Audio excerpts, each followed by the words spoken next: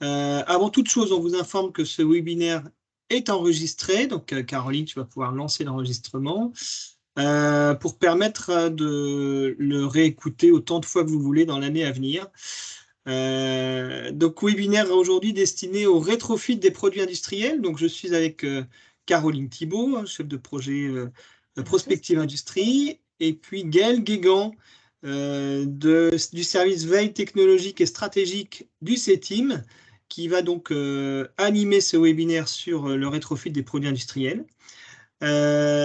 Juste quelques éléments de contexte sur ce qu'est Prospective Industrie. Puis moi, j'ai oublié de me présenter. Je suis Benoît Clouet, directeur des actions régionales de la FIM, Fédération des industries mécaniques. Et donc, nous menons depuis maintenant pas mal d'années, en tout cas pour certaines régions, comme dans les Pays de la Loire, depuis plus de 10 ans au Pays de la Loire, une action qui s'appelle Prospective ou Prospective Industrie, qui est destinée à capter les signaux faibles dans l'environnement des industriels. Et donc, cette prospective aujourd'hui est déployée dans 6 régions. Et donc, c'est un processus en 3 étapes que l'on vit 2 fois par an, hein, donc 2 cycles par an. Une collecte de signaux faibles, enfin ce qu'on appelle dans le jargon des signaux faibles, hein, c'est-à-dire des informations qui sont annonciatrices de changements pour les entreprises. Donc, l'idée est bien d'avoir ce souci d'avoir le quart d'heure d'avance. Ces signaux sont ensuite collectés et analysés et partagés avec les industriels lors des rencontres prospectives qui ont lieu 2 fois par an, généralement au printemps et en hiver, au mois de mai-juin et au mois de décembre-janvier. Et puis après, on propose également un certain nombre de contenus toutes les semaines qui sont publiés sur les réseaux sociaux, sur notre site internet Prospective Industrie. Donc toutes les semaines, vous avez au moins une publication, un article, une interview, une vidéo d'un témoignage d'un industriel, etc., sur les sujets que l'on traite en prospective. Voilà un petit peu le cadre général. Pour ce qui est de ce matin, vous avez la possibilité de poser vos questions en direct dans l'onglet Conversation. Caroline suivra ça de près tout au long de ce webinaire. Et nous aurons un temps d'échange questions-réponses à la fin où Caroline pourra nous synthétiser vos différentes questions et puis vous pourrez directement poser vos questions à Gaël en direct sur ce sujet du rétrofit des produits industriels. Voilà, Gaël, bonjour à toi. Je te laisse la main pour nous présenter déjà ce que c'est que le rétrofit des produits industriels et puis nous expliquer ça un petit peu plus dans le détail. Voilà. Bonne matinée à tous et bon webinaire. Merci beaucoup. Bonjour à tous. Voilà, donc je vais vous présenter la thématique des rétrofits des produits industriels avec des illustrations hein, d'entreprises et puis voir un petit peu les impacts que cela peut avoir, notamment en termes de business model. Alors en fait, dans le monde industriel, les équipements, ils fonctionnent à un rythme assez infernal et ils subissent rapidement les effets du temps, hein. Et les pannes peuvent alors commencer à devenir assez récurrentes. Et s'il est relativement facile de remplacer une petite machine, c'est pas forcément, malheureusement, toujours le cas et c'est pas toujours envisageable sur des machines plus importantes. Et donc, il existe une solution pour les remettre un petit peu au goût du jour. C'est ce que l'on appelle notamment le rétrofit. Alors, dans cette présentation, vous verrez qu'il y a plusieurs raisons qui peuvent motiver le rétrofit. Donc, je vais vous présenter un petit peu les tendances, les enjeux autour du rétrofit. Et puis, l'idée après, c'est de vous montrer un panorama d'exemples récents sur divers types de machines. Et puis, vous dire aussi que quand on utilise le terme de rétrofit, on pense assez logiquement au rétrofit électrique. Et donc, je vous exposerai un petit peu plus le rétrofit électrique. Donc, pour commencer, tout ce qui est autour des tendances et enjeux du rétrofit, on va commencer par les aspects de définition. Il existe en fait de nombreux termes qui parlent notamment de la réutilisation d'un produit, hein. On peut avoir une notion de réparation. Là, on a la réparation d'un défaut, par exemple, mais sans avoir de garantie sur l'ensemble des performances du produit. On peut avoir de la rénovation. Donc là, c'est des opérations principalement axées sur des améliorations plutôt esthétiques pour donner un aspect comme neuf. On parle aussi de reconditionnement, hein, là où on a des opérations menées pour permettre à un produit en état de marche avec un aspect comme neuf, le remettre, le remettre un peu au goût du jour, retrouver sans force pour autant retrouver des performances d'origine, et un terme voilà, qui regroupe un peu les aspects anglo-saxons et français, qui est le terme de remanufacture, où là on a un processus industriel qui consiste à remettre un produit en panne, usagé ou obsolète, dans un état d'origine, avec un niveau de performance qui est soit le même, soit qui peut même être supérieur à celui qu'il avait à l'origine. Donc on voit que c'est caractérisé par un certain nombre d'étapes là qui sont illustrées, hein. On peut avoir de la collecte, du démontage, du tri, du nettoyage. On le reteste, on le remet à niveau et on le réassemble. Vous voyez, c'est très précis. Alors après, au sens de l'ADEME, l'ADEME distingue les termes de réemploi et de réutilisation. C'est des termes qui se distinguent par le passage ou non d'un bien en fin de vie au statut de déchet. Donc, par exemple, la réutilisation, on parle de l'utilisation d'un produit usagé comme un déchet, alors que pour le terme de réemploi, on va plutôt avoir une opération par laquelle un produit est donné ou vendu pour avoir ensuite une seconde vie. Alors, c'est vrai qu'il y a beaucoup de termes. Et le terme qui était utilisé souvent, le terme de rétrofit, était plutôt synonyme au sens de l'ADEME, d'une nouvelle filière qui s'appelle le rétrofit électrique, qui consiste à la conversion des véhicules thermiques en des véhicules électriques. Donc, alors qu'en fait, on a tout un ensemble de types de rétrofit, hein. Donc, ça va de la rénovation d'équipements, qui consiste à modifier ou restaurer des fonctions technologiques dans des systèmes vieillissants. Et on peut avoir aussi des applications voilà, qu'on retrouve dans la rénovation des bâtiments pour répondre à des normes sismiques ou énergétiques, par exemple. Donc, pour revenir aux machines industrielles, là, quand on parle de rétrofit, c'est plutôt un terme qui est comparable à la modernisation d'une machine, si vous voulez, pour obtenir des performances égales ou supérieures à la machine d'origine, et où on va échanger des composants anciens par des composants nouveaux, et on peut même inclure des nouvelles technologies ou des nouvelles fonctionnalités. Voilà, donc là, l'objectif, évidemment, c'est vraiment de combattre l'obsolescence, de gagner en performance et de rendre la machine connectée pour pouvoir en retirer tout un ensemble de fonctionnalités liées à cette connexion, et aussi, évidemment, répondre à des normes écologiques et de sécurité. Alors, l'enjeu, il est assez important en France et en Europe, hein, enfin, dans le monde, hein. C'est que, alors, pour vous donner des ordres de grandeur, donc l'Union européenne, c'est la troisième puissance industrielle mondiale après la Chine et les USA, hein. Ça représente 22% du PIB européen et 22% des emplois au niveau européen. Et en fait, pour respecter l'objectif de neutralité carbone en 2050, l'accord de Paris, hein, l'industrie doit vraiment accélérer sa transition écologique énergétique. Et donc, sachant que c'est le quatrième secteur le plus émetteur de gaz à effet de serre, hein, le développement de méthodes et de technologies de rétrofit, c'est vraiment un moyen pour combler le manque de solutions pour la réutilisation de machines anciennes. On voit que c'est un marché, le marché des machines industrielles, qui est en constante augmentation. Il a été estimé en Europe à 52 milliards de dollars. Il devrait atteindre 79 milliards de dollars en 2027, pour vous donner des ordres de grandeur. Et là-dedans, la part des machines d'occasion va également croître. Donc, on a vraiment une conjoncture très favorable au rétrofit. Les principaux enjeux, c'est évidemment la démocratisation de l'accès à Internet et aux nouvelles technologies de l'information dans les zones industrielles, hein. La nécessité de limiter ces dépenses d'investissement, hein.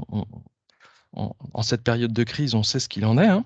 La nécessité d'allonger le cycle de vie des biens d'équipement dans cette logique environnementale, et pour servir aussi la politique RSE des entreprises industrielles. Donc, ces trois enjeux font que le marché des machines industrielles d'occasion va prendre un poids de plus en plus important.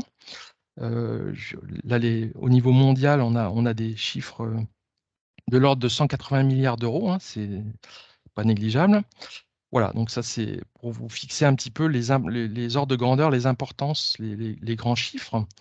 Alors après, en termes de méthode et d'acteurs, il n'existe pas vraiment de cadre pour définir le rétrofit des machines industrielles en Europe. Par contre, évidemment, on se base sur la certification et sur la directive machine de 2006 qui vise à garantir toujours un niveau de sécurité commun pour toutes les machines en service au sein de l'UE. Hein, les États membres, là c'est les termes de la loi, ne peuvent interdire, restreindre ou entraver la mise sur le marché ou la mise en service sur leur territoire des machines conformes à cette directive. Mais évidemment, dans ce contexte-là, les modifications qui peuvent être faites sur la machine ou qui vont modifier leur performance ou leur fonction, évidemment, ça fait qu'ils vont devoir repasser la certification CE du produit. Voilà. Par contre, on a aussi pour tout ce qui est modification et modernisation, on a des guides techniques voilà, qui peuvent aussi aider les démarches des constructeurs. Alors évidemment, le fait de devoir repasser par le marquage CE, ça a un coût et ça peut éventuellement être un frein quand même un petit peu au rétrofit. Mais bon, c'est un petit peu après du cas par cas.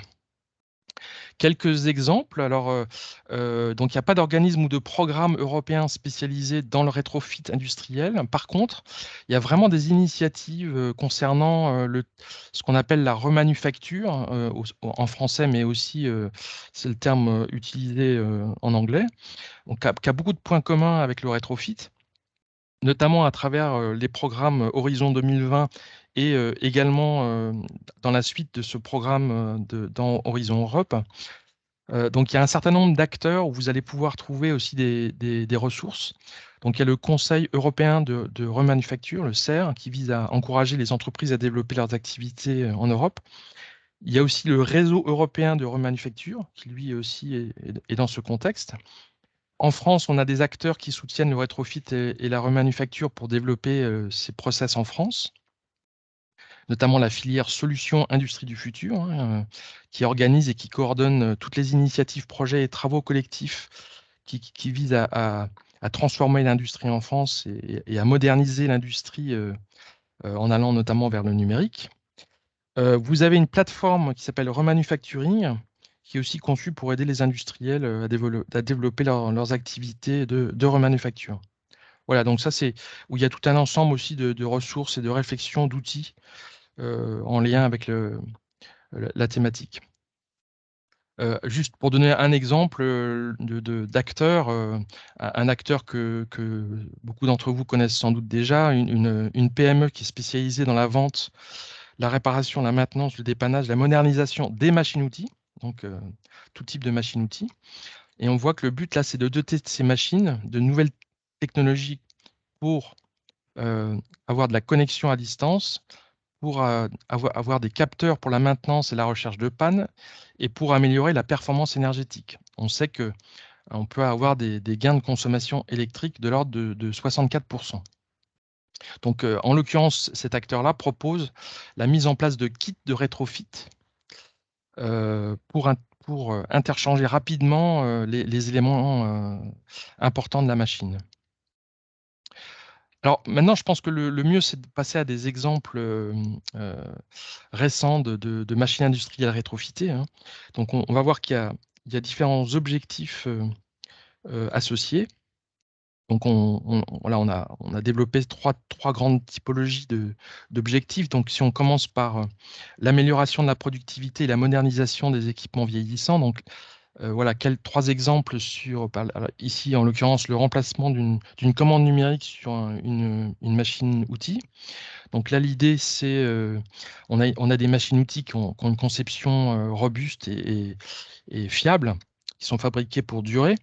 Et donc, les évolutions technologiques actuelles importantes, c'est tout ce qui est autour de la connectivité et des performances logicielles. Donc, l'idée, c'est de remplacer la commande numérique par une version plus performante.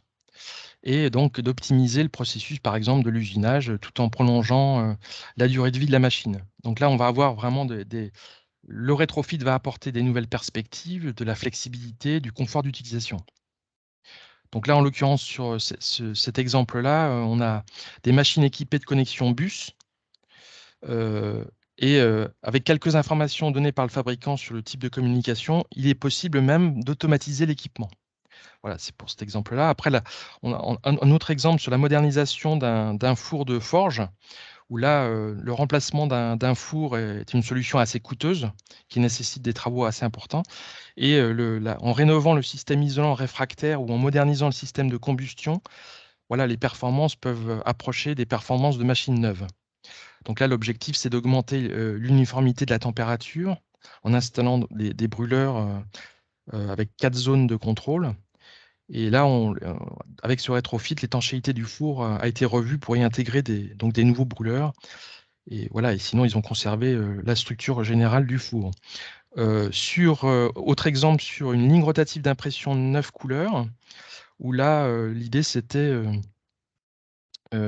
sur ce fabricant de packaging spécialisé dans les films, donc lui, il a choisi d'investir dans le rétrofit aussi pour sa ligne rotative. Et l'obsolescence globale de la partie automatisme l'a incité vraiment à repenser le système de la machine.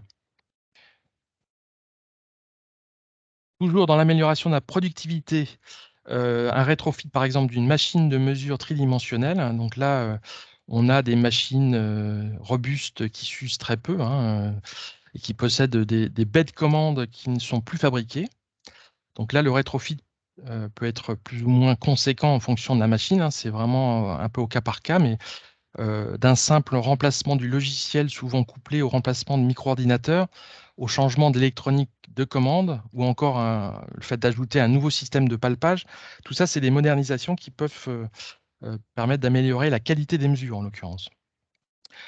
Autre exemple sur la modernisation des appareils de vision sur les lignes de production. Donc là, on a des systèmes de vision qui se sont perfectionnés ces dernières années, et les anciennes technos sont forcément moins intéressantes, moins performantes, hein. Donc le rétrofit permet d'améliorer les performances de contrôle ou d'identification sans pour autant nécessiter d'acheter une nouvelle machine. Donc là, évidemment, c'est très intéressant.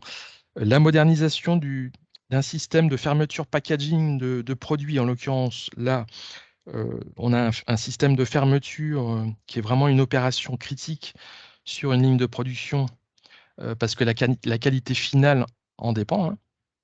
Donc, c'est une étape qui a une profonde influence sur l'efficacité et la productivité. Et donc, sur un produit emballé mal fermé, le risque, c'est d'avoir une perte importante. Donc là, le remplacement du thermosellage, là, c'est sur des biopolymères par une soudure ultrasons.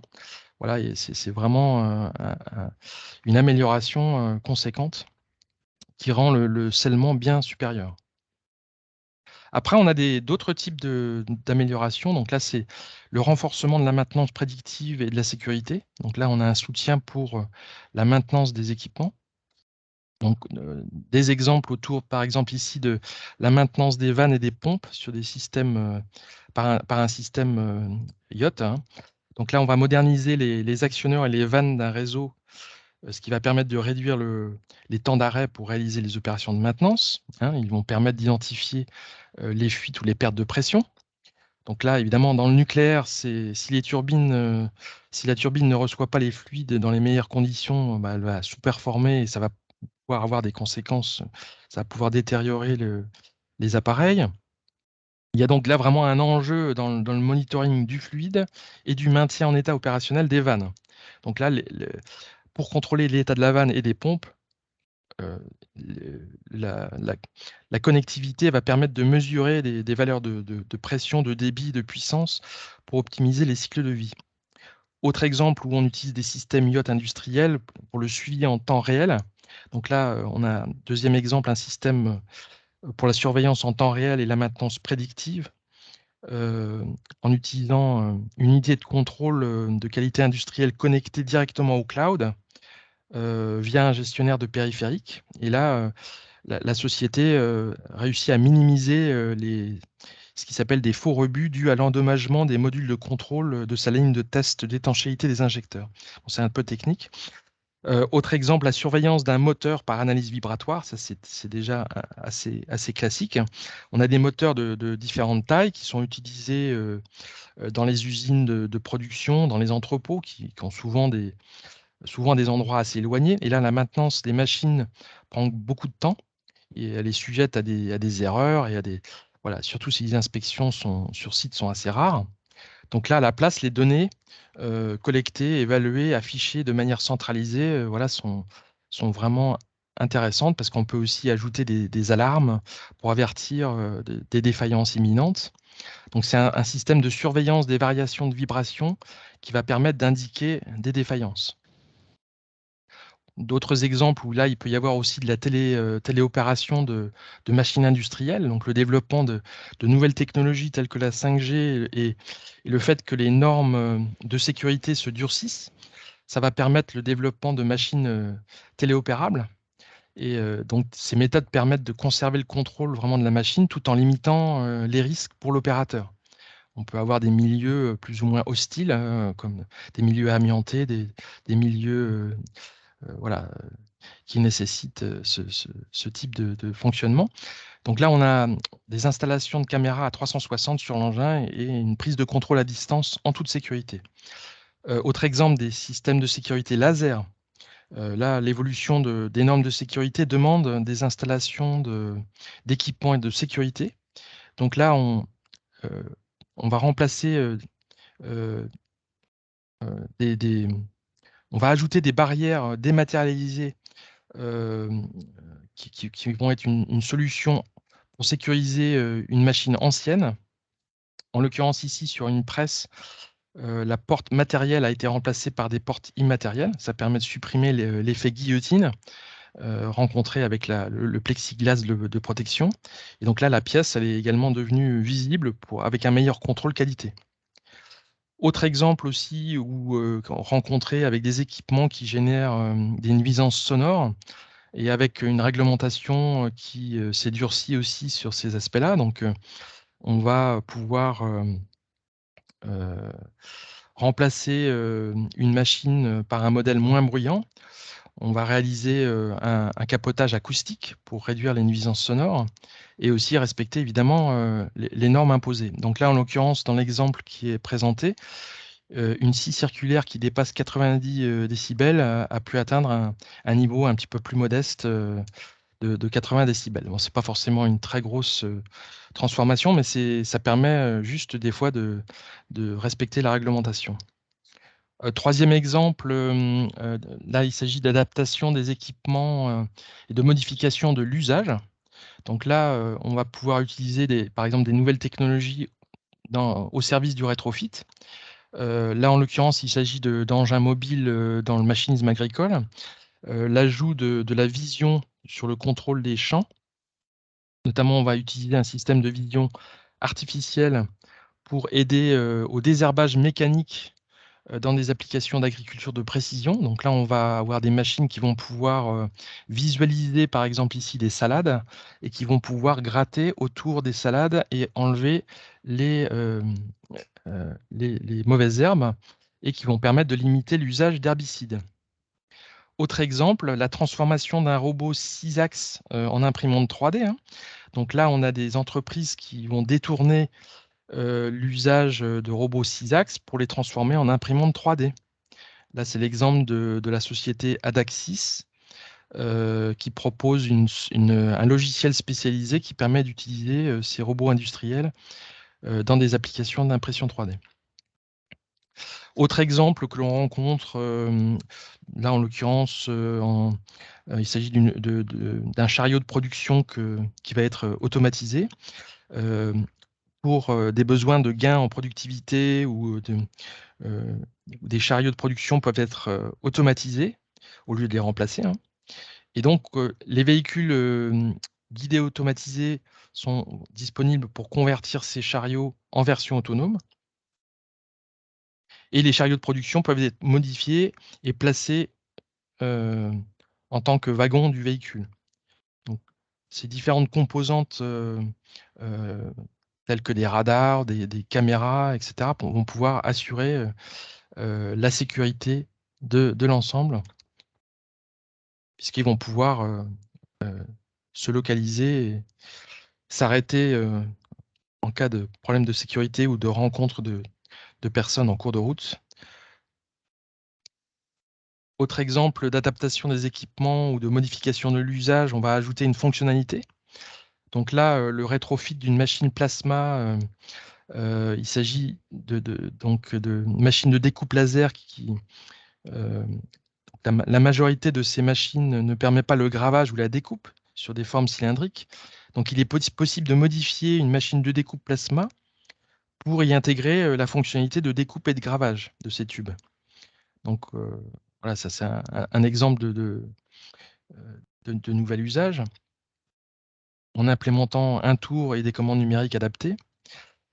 Autre exemple, la motorisation d'un convoyeur à gravité. Donc là, pour des raisons de modification d'une ligne de production et pour améliorer la productivité, il peut être nécessaire de motoriser ou d'automatiser les convoyeurs. Donc dans ce cas-là, il n'est pas toujours forcément nécessaire de modifier tout le convoyeur. Donc on va intégrer des sections motorisées aux bons endroits et on va réaliser un rétrofit à moindre coût. Donc là, dans ce cas-là, ces sections sont programmables et connectables pour automatiser la ligne de production si nécessaire. Autre exemple où il y a pas mal d'exemples actuellement, c'est la modification d'une turbine à gaz qui veut passer à l'hydrogène. D'ici 2040, les énergies renouvelables devraient être complètement remplacées par remplacer le gaz naturel, pardon. Et donc là, c'est une grosse turbine à gaz qui est en cours de transformation vers l'utilisation de l'hydrogène. Donc, il faut préparer la turbine à l'incorporation d'hydrogène. Donc là, c'est pareil, ça permet d'augmenter le rendement de la centrale d'environ 23 mégawatts. Alors après, le terme de rétrofit, là, on a eu tout un ensemble d'applications industrielles sur des machines industrielles. Quand on emploie le terme de rétrofit électrique, c'est vrai qu'on a une idée plus précise et même on pense à une filière même très précise, parce que quand on parle de rétrofit électrique, voilà, on l'associe à la transformation d'une motorisation thermique vers une motorisation électrique, qu'elle soit à batterie ou à pile à combustible. Donc ce rétrofit électrique, il est possible en France depuis avril 2020. Il s'applique à tous les véhicules, à tout un ensemble de véhicules. Je vais détailler un petit peu après. Donc des véhicules pour les particuliers, des véhicules utilitaires, etc. Donc quels véhicules sont rétrofitables? Techniquement, tous les véhicules sont rétrofitables. Mais on parle effectivement plutôt des bus, des camions, des véhicules spéciaux, des véhicules utilitaires, des véhicules des particuliers, des 2-3 roues. Et évidemment, la faisabilité dépend de l'usage prévu. Alors pourquoi on fait du rétrofit? Évidemment pour limiter les déchets automobiles d'une part, pour agir plus vite face à l'urgence climatique, et puis évidemment pour étendre principalement la durée de vie des véhicules. Alors en matière de réglementation, auparavant on avait une autorisation des constructeurs et plus une réhomologation complète. Et puis les catégories qui sont ciblées ici sont les catégories L, M et N, donc les L qui correspondent aux motos, cyclomoteurs, etc. et autres véhicules à moteur 3 ou 4 roues, des moteurs, des systèmes des automobiles, hein, des transports de passagers, des véhicules à moteur prévus pour le transport de marchandises, voilà.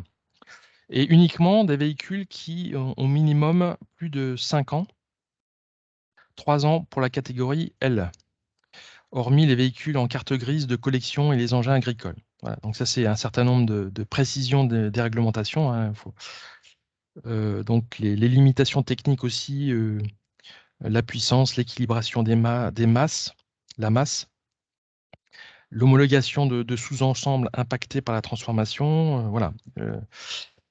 Donc évidemment, les enjeux, on les connaît, hein, proposer des alternatives aux voitures électriques existantes ou neuves, trouver des nouvelles activités aussi pour les professionnels de l'automobile, voilà, tout un ensemble de tout ça dans le contexte de la transition écologique. Alors les avantages et les inconvénients du rétrofit. Alors c'est vrai que du rétrofit électrique, hein, là c'est bien le cas du rétrofit électrique. Pour l'instant, alors le prix, on pourrait dire le prix, sauf que bon, une pratique récente fait que c'est un peu difficile d'avoir suffisamment de recul. Disons que euh, on a des grilles tarifaires qui sont difficiles à établir selon les installateurs. On a un ordre de grandeur de conversion d'une citadine qui est autour de 5 000 euros, mais en fait, c'est une somme qui est sans doute un peu sous-estimée. Bon, l'avenir nous le dira plus précisément, on va dire. Euh, Après, la loi exige que la conversion à l'électrique qui comporte de lourdes interventions sur le châssis ne change pas le comportement global de la voiture, à savoir le poids et la répartition des masses qui ne doivent pas varier de plus de 20%, la puissance du groupe motopropulseur qui doit être comprise entre dans une plage entre 65 et 100% de la puissance maximale du moteur. Voilà. Et au bout du compte, le comportement de la voiture transformée ne doit pas varier. Une démarche qui est quand même intéressante du point de vue environnemental, hein, puisque quand même une amélioration certaine et immédiate de la qualité de l'air. Et puis évidemment, c'est un intérêt quand même d'avoir une seconde vie ces voitures et de faire plaisir au passage à un certain nombre de passionnés qui rénovent des vieilles voitures et qui peuvent aussi en faire des véhicules électriques. Par contre, évidemment, on a encore un certain nombre d'inconvénients et de lourdeurs administratives, évidemment, hein. Le décret, il est là aussi pour fixer des aspects le cadre de la transformation et assurer une validation technique qui soit sérieuse, hein, qui soit faite pour répondre à toutes les normes de sécurité les plus importantes. Et donc, au vu du nombre de modèles éligibles, voilà, ça va certainement mettre un certain temps avant de pouvoir s'adapter pour chaque véhicule. Quant à l'autonomie, en général, elle est forcément un peu en deçà de ce que proposent les vrais électriques, entre guillemets, où là, les performances, on essaye un modèle vient remplacer un modèle moins performant et on essaye d'avoir des performances toujours meilleures, notamment sur les batteries où les évolutions vont assez vite, hein. Mais on a des voitures qui ont des autonomies quand même plus faibles, donc ça peut être un peu un frein quand même. Et puis, comme je le disais un petit peu tout à l'heure, le prix mérite aussi réflexion puisque le vrai coût de l'intervention, il sera un petit peu au cas par cas en fonction des modèles qui sont sans doute le plus rétrofités, qui vont pouvoir sans doute avoir une certaine industrialisation peut-être. Mais pour les premières Zoé d'occasion qui se négocient à 7 500, 8 000 euros. Voilà, enfin, on va être en concurrence entre des produits rétrofités et des produits d'occasion électriques, par exemple. Donc ça c'est pareil, ça peut être un frein. Alors, je vous disais que le terme de rétrofit électrique était aussi synonyme d'une nouvelle filière de transformation des véhicules thermiques en véhicules électriques. Donc, ça veut dire que il y a un ensemble d'acteurs qui se sont regroupés voilà, dans une filière, un ensemble d'entrepreneurs qui voulaient vraiment proposer des solutions différentes pour préserver le patrimoine automobile, en quelque sorte, hein. Voilà, donc bah, là, j'ai mis quelques dates qui correspondent à la création de cette association. Alors, maintenant, peut-être quelques retours aussi d'expérience de rétrofit, là où il y a vraiment une volonté pour le coup, d'industrialisation du rétrofit. Donc, Renault se lance dans le rétrofit pour convertir notamment ses utilitaires d'occasion à l'électrique. Donc, il y a un partenariat qui s'est créé avec la société Phoenix Mobilité. Donc, il y a proposition d'un kit de rétrofit qui permet de convertir donc, un fourgon master comme illustré, hein. Donc ça, donc là, Renault va fournir ses kits à Flins et Phoenix Mobility s'occupera de toute l'exploitation commerciale de ces produits rétrofités. Donc pour l'instant, il n'y a pas de prix pour cette transformation, mais voilà, ils espèrent arriver à faire baisser les tarifs avec le fait de prendre un grand nombre de Renault Master devrait faire baisser un petit peu les prix. Autre exemple, Nomad Car Hydrogène, qui est une première mondiale pour Transdev, la région Normandie et leurs partenaires, qui ont travaillé sur un autocar thermique diesel rétrofité en autocar électrique hydrogène, voilà, qui va rouler sur la ligne express Rouen-Évreux. Donc là, ils ont adapté, optimisé un kit de rétrofit hydrogène pour permettre son application à un autocar Iveco. Autre exemple, un prototype qui s'appelle Elite, tracteur de parc rétrofit électrique de Neotrucks. Là, il s'agit d'une start-up lyonnaise qui a noué une alliance avec Renault Trucks, qui va lui céder des poids lourds en fin de leasing. Rétrofité, il devrait être 30% moins cher voilà, qu'un tracteur de parc neuf. Autre société dans l'actualité qui propose des solutions de rétrofit, la plus pour des véhicules industriels et commerciaux, la société Greenmot, elle qui propose des compétences en ingénierie et des moyens d'essai pour produire des kits de conversion pour véhicules lourds, donc des bus, des cars, des engins de chantier, etc., voire des bennes à ordures. Voilà, donc eux, ils estiment pouvoir proposer ce type de service de conversion d'ici 2023 pour les conversions à l'électrique et à l'hydrogène et pour avoir un kit par jour dès 2024. Donc, on voit que ça s'accélère dans les exemples. Alors là, c'est pour vous donner des pistes sur l'ensemble des acteurs français de l'association R, que évoqué tout à l'heure, hein. Donc, c'est des exemples d'acteurs français du rétrofit.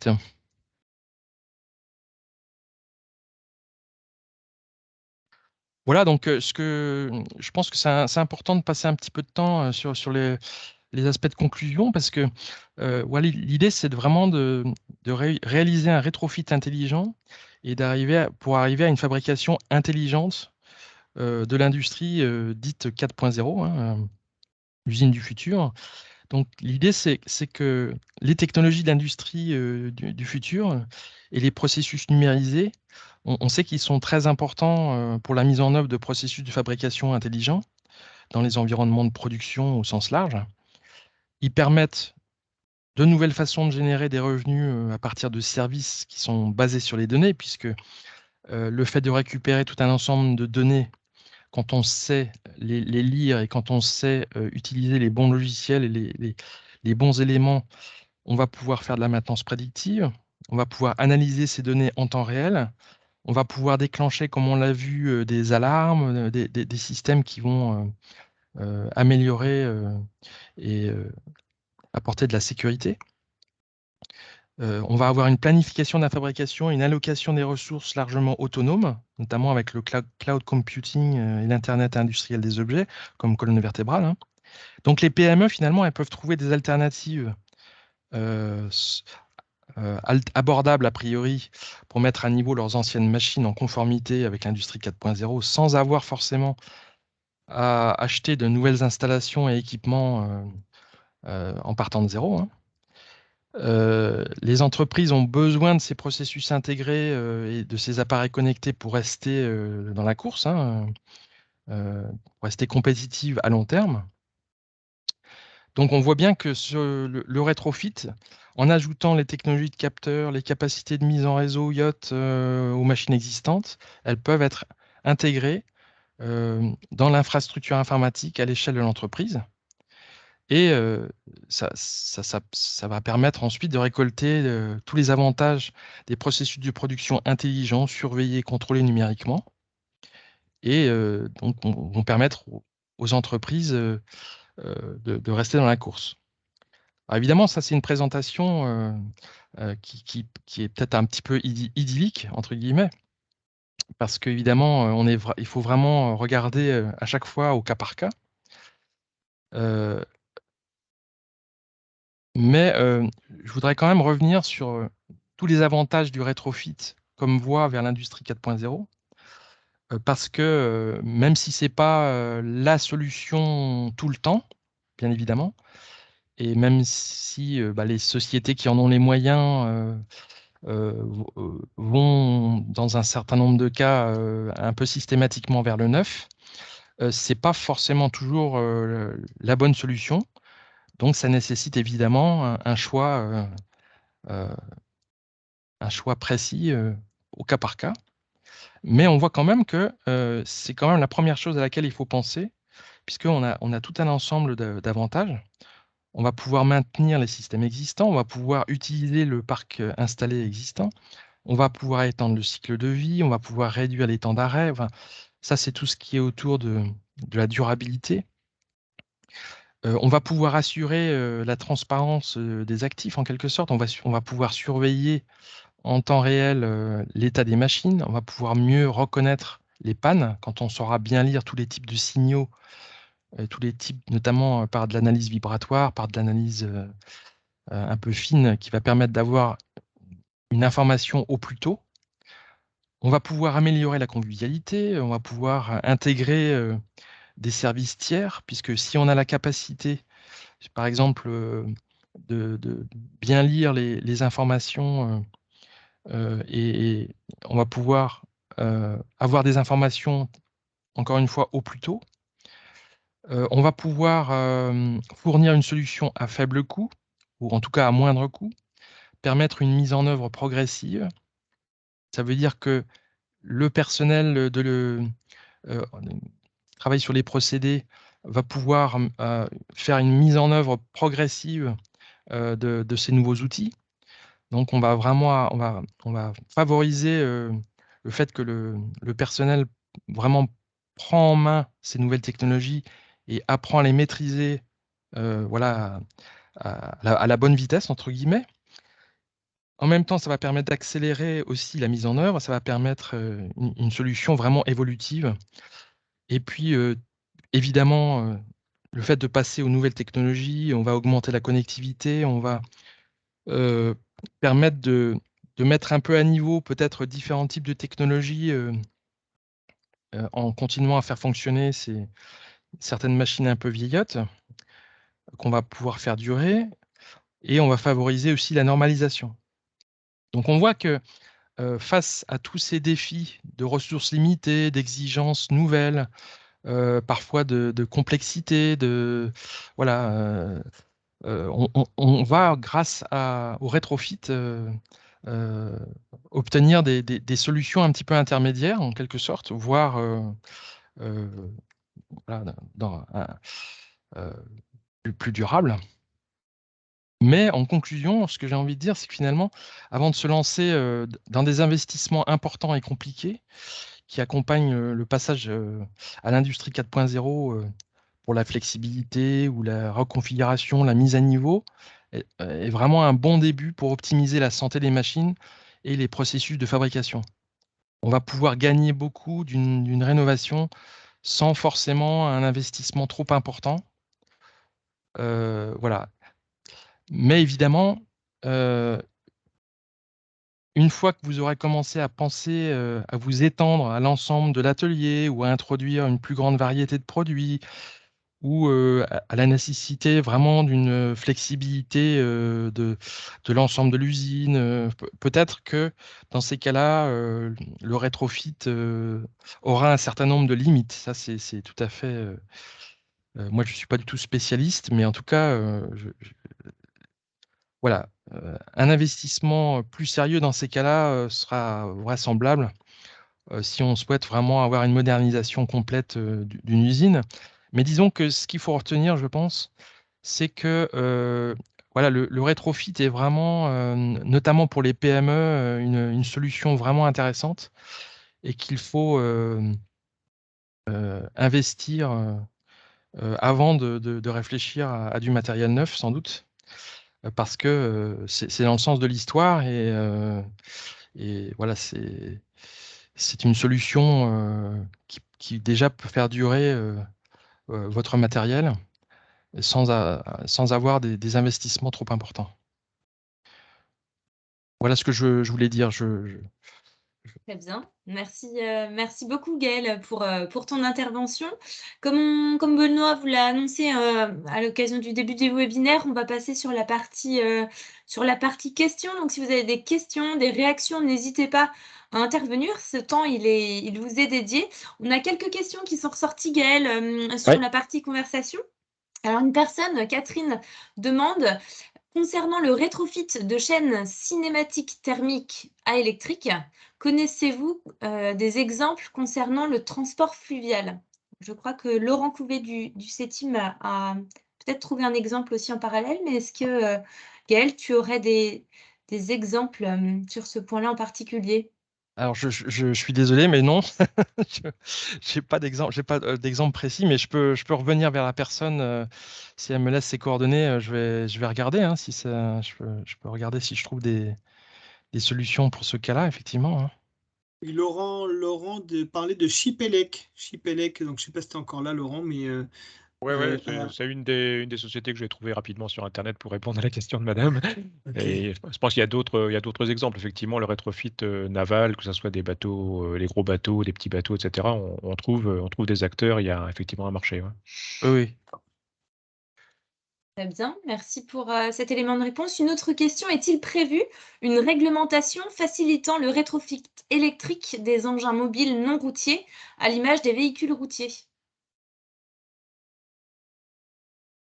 Est-ce qu'il y a une réglementation à venir? Alors là, vous me posez encore une colle. Je, ça, c'est pareil, il faudrait que je regarde plus précisément parce que ça demande une réponse précise. Donc c'est Donc pareil, c'est bien, ça va pouvoir enrichir la prochaine je- note de veille sur le rétrofit. voilà, c'est ça. Voilà, mais je pense que est-ce que ce sera certain, enfin, je pense que ce sera un petit peu dans l'esprit de la réglementation actuelle quand même, hein, mais À creuser par rapport à ce sujet-là, effectivement. Une autre question, une question d'Hervé: puisqu'on parle de rétrofit thermique à électrique, oui. est-ce que il y a des exemples de bilan carbone à l'installation et à l'usage? Est-ce qu'on a des retours sur les sujets liés au bilan carbone? Euh, j'ai envie de dire que j'ai vu passer des choses comme ça, oui. Euh, mais voilà, c'est difficile de répondre sur des choses aussi précises. Voilà, c'est pareil, je préfère vous répondre dans un deuxième temps avec des éléments précis, mais voilà, je pense que c'est un petit peu au cas par cas, mais dans l'esprit, le rétrofit euh, rentre dans le cadre du cycle de vie global des produits, et dans ce cadre-là, il y a vraisemblablement toujours un intérêt. Après, il faut regarder effectivement sur l'ensemble du cycle de vie de chaque produit. Donc c'est vrai. Je pense que c'est quand même un peu au cas par cas. Mhm. Ok, bah là encore, si en rebouclant quelques exemples peuvent apparaître, je pense que ça Ouais, ouais, intéressera Hervé qui nous a posé 2 fois la question, en tout cas qui a abordé 2 fois le sujet. d'accord. Est-ce qu'il y avait d'autres questions, Caroline? Alors, pas d'autres questions à ma connaissance, mais n'hésitez pas à en poser d'autres si ça vous intéresse. Peut-être aussi que certains veulent échanger ou partager sur des initiatives qu'ils ont pu lire sur le sujet, complémentaires à celles présentées par Gaëlle. S'il y a des réactions également, c'est un moment où on vous laisse bien entendu la parole. Donc, si vous souhaitez prendre la parole, n'hésitez pas à lever la main grâce à l'outil fait pour, et puis lancez votre micro pour bien sûr vous exprimer également sur le sujet. On vous laisse aussi la parole à ce sujet. En attendant peut-être des réactions, juste Gaëlle, moi je voulais te poser la question, est-ce que justement vous êtes particulièrement sollicité, beaucoup plus sollicité aussi au sein du CETIM sur tous ces sujets-là? J'imagine qu'ils sont forcément qui sollicitent et qui interpellent les industriels. Quel est un petit peu votre retour là-dessus? Alors en fait, on a eu des sollicitations, notamment sur des exemples de rétrofit électrique, où il y a un certain nombre d'acteurs qui sont intéressés pour rajouter ce savoir-faire dans des ateliers je crois que c'était des ateliers de carrosserie où il y a déjà une réparation, un travail de réparation ou d'adaptation de certains véhicules, et où le rétrofit apparaît comme des éléments complémentaires à ce type d'activité, et qui viennent donc enrichir et diversifier le cas auquel je pense. Quand tu parles des ateliers de rétrofit électrique, tu parlais de véhicules, donc on parle quoi, des AGV, ce genre de véhicules Alors non, qui sont non, pas non, du en tout? l'occurrence, là, c'était plutôt des véhicules utilitaires Ah ok, d'accord. qui peuvent être aménagés pour les transformer ou pour en faire, pour leur donner des fonctionnalités particulières. Et dans ce cadre-là, le fait de rajouter du rétrofit électrique, c'est quelque chose qu'ils ne faisaient pas forcément auparavant. Et donc, ils ont voulu monter en compétence sur ce domaine. Mmh. D'accord. Donc ça, c'est le cas que j'ai eu le plus récemment. D'accord. C'est intéressant aussi de voir les retours que vous avez. Très bien. Est-ce qu'il y a d'autres questions? D'ailleurs, Sinon, c'est le cas aussi, je crois, dans la plupart des sociétés, notamment qui travaillent dans la machine-outil, où justement le fait de savoir rétrofiter les machines-outils vient comme une compétence supplémentaire, où justement, enfin, c'est un peu l'exemple qu'on a présenté avec le fait d'avoir des capacités à développer des kits de rétrofit pour certaines typologies de machines-outils. Voilà. Donc ça, c'est un savoir-faire qui peut être proposé non seulement par des constructeurs de machines-outils, mais même par des sociétés qui sont spécialisées, par exemple, dans des ventes de machines-outils d'occasion ou qui reprennent des machines-outils pour les rétrofiter. C'est lié au métier de la maintenance, j'imagine quand même beaucoup. Oui, bien sûr. Oui. D'accord. Très bien, a priori, pas d'autres réactions. Peut-être que ça viendra dans un second temps, donc n'hésitez pas à revenir vers nous si vous avez des questions complémentaires qu'on pourra réorienter vers Gaël et toute l'équipe de Laurent Couve et du CETIM. J'en profite pour vous dire que je vous ai expliqué un petit peu ce que constitue un cycle prospectif, hein, donc avec une phase de collecte de signaux, de restitution et de diffusion après.